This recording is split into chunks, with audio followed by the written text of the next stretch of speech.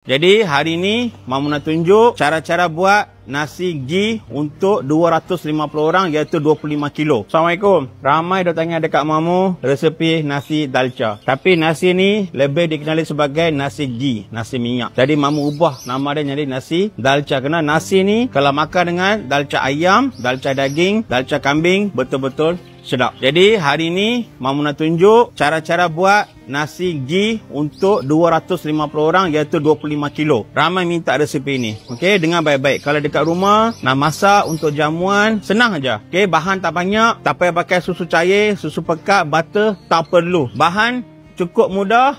Bahan utama dia santan segar. Itu saja. Okey. Tengok video ni panjang sikit tapi Mamu tak yakin dan Mamu tak berapa percaya video 2-3 minit boleh mengajar orang masak. Jadi video ni panjang sikit. Yang mana teringin nak masak nasi dalca untuk jamuan ataupun sebarang majlis, tengok video ni bagi habis. Okey, bismillah. Bahan utamanya minyak masak. Okey, kalau kita nak masak biryani kena pakai 5 liter, tak perlu. Untuk nasi ghee barang dia sikit-sikit aja. Minyak masak 3 liter. Bismillah. Bahan kedua minyak sapi. Separuh botol iaitu 500 ml. Kita dah masuk minyak 3 liter, minyak sapi 500 ml. Sekarang kita masukkan jintan manis dalam 50 gram. Bismillah. Buah pelaga 50 gram. Kayu manis 50 gram.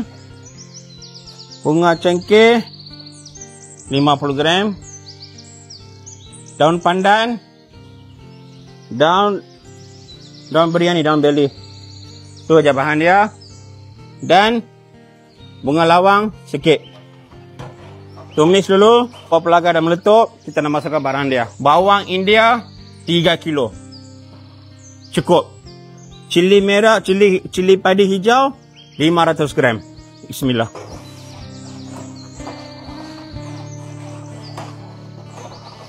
Nak tumis bawang ni tak payah tahap biryani. Separuh cukup. Dia berubah warna sikit, okey dah. Okey, pasal kita nak buat nasi minyak bukan. Kita nak bukan masak nasi biryani, kita nak buat nasi ghee. Okey, bahan seterusnya bawang putih halia. Halia 2 kilo, bawang putih 1 kilo. Jadi 3 kilo untuk kita nak masak nasi dalca 25 kilo. Bismillah. Okey, bahan seterusnya daun purina dan ketumbar. Banyak mana? Sampai timbang. Pakai tangan saja. 1, 2 ketumbar. Daun purina 1, 2. Okey, bahan seterusnya nak bagi kita punya ni ada rasa sayur sikit, kita bubur carrot 1 kilo, ubi kentang 1 kilo. Bismillah. Bahan utama untuk nasi dalca iaitu nasi ghee adalah santan. Santan sebanyak 4 liter. Santan segar. Bismillah. Okey, kita dah masukkan semua bahan. Sekarang ni kita tumis sampai tomato, daun purina dan ketumbar hancur betul-betul. Okey, lepas tu Mamu akan bagi tahu sukatan air untuk beras basmati ni. Okey, kita dah masukkan air. Sekarang kita tutup. Tutup periuk, kita buka api kuat. Air mendidih dulu. Lepas tu Mamu kita cara-cara lain. Mamu nak masukkan garam sebanyak 750 gram. Nanti lepas kita masukkan beras, kita rasa garam tak cukup baru kita tambah. Bismillah.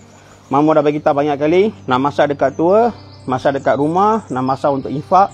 Semuanya saya pakai barang-barang berkualiti. Termasuk garam, saya gunakan garam kasar. Saya amat jarang sekali gunakan garam halus dalam masakan. Bismillah. Macam mana kita nak tahu air kita dah masak, ni wap dah keluar. Bila kita tutup, jangan buka banyak kali. Wap dah keluar ni maksudnya air dah mendidih, kita buka sekarang. Bismillah. Nampak dah mendidih. So sekarang ni kita biarkan dia mendidih selama 20 minit. Santan, tomato semua kena masak betul-betul. Baru kita masukkan nasi. Sambil itu kita rasa dulu garam cukup tak cukup. Kerana dia dua. Okey, garam cukup. Sekarang kita dah masukkan beras basmati sebanyak 25 kilo.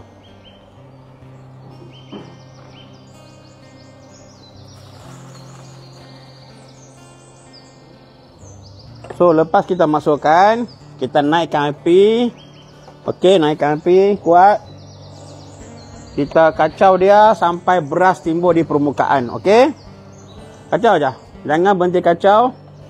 Kacau pelan-pelan. Panas gila.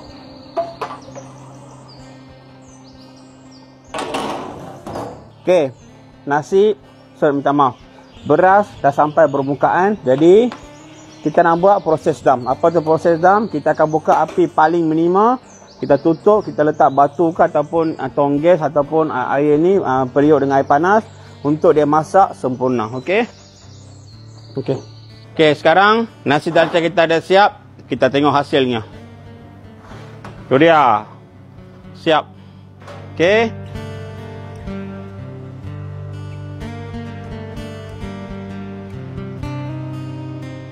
Nasi dalca dah siap. Ini dia. Satu-satu.